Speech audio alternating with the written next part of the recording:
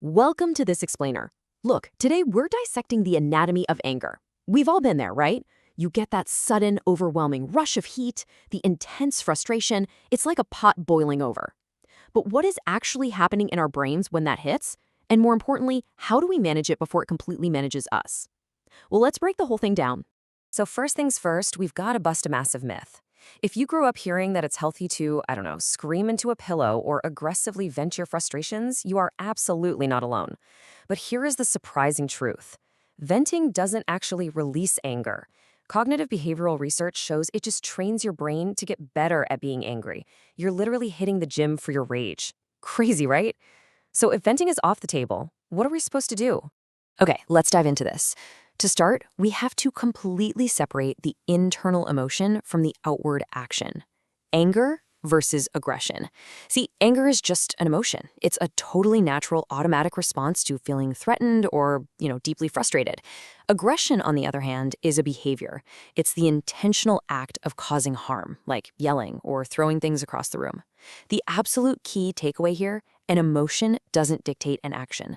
You can be absolutely furious inside without ever actually acting aggressively. And that's absolutely crucial, because anger itself isn't inherently bad. Seriously, healthy anger is actually a built-in protective mechanism. It's the exact thing that gives you the courage to set a firm boundary when someone crosses a line, or it motivates you to fix a real injustice.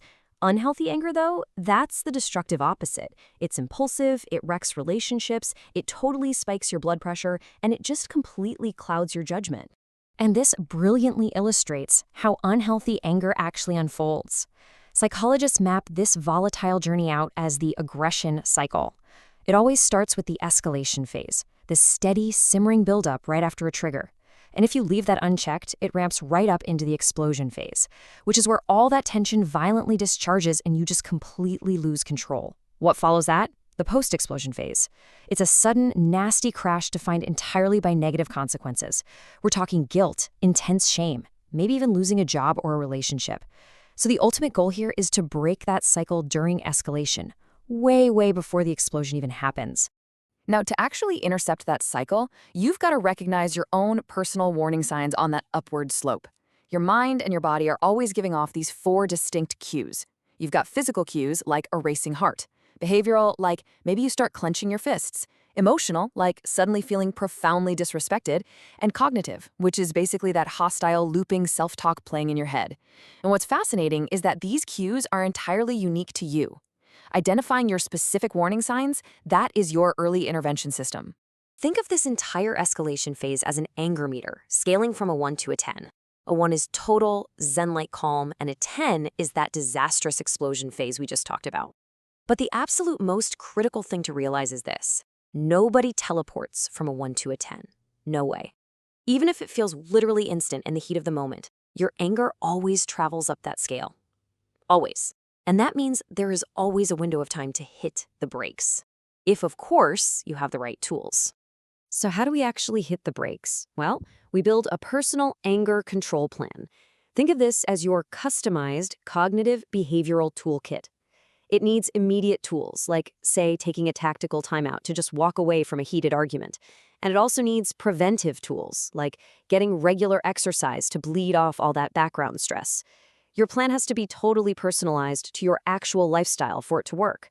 And one of the absolute sharpest tools for that kit is the ABCD model, developed by psychologist Albert Ellis. Let's break this step-by-step technique down. A is the activating event, say somebody recklessly cuts you off in traffic.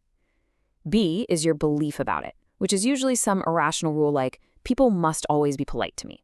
C is the consequence, which in this case is instant road rage. But Ellis realized something huge. The event itself didn't cause your anger. Your rigid belief did. And that brings us to D, dispute.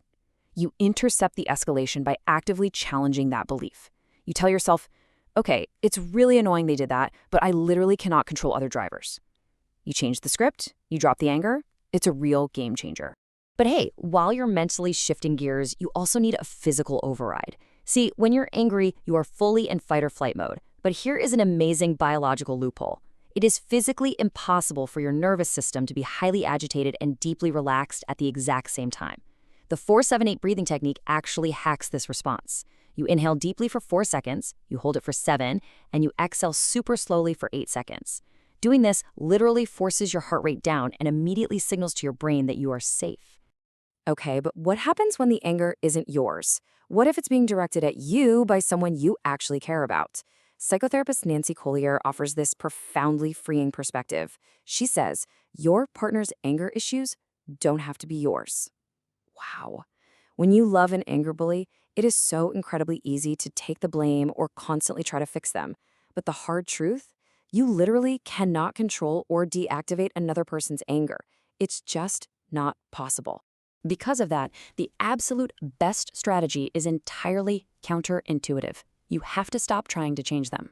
Instead, you focus on your own well-being and build a protective bubble around your own peace. Now, just to be super clear, this definitely doesn't mean accepting abuse. If you are unsafe, you need to leave for sure.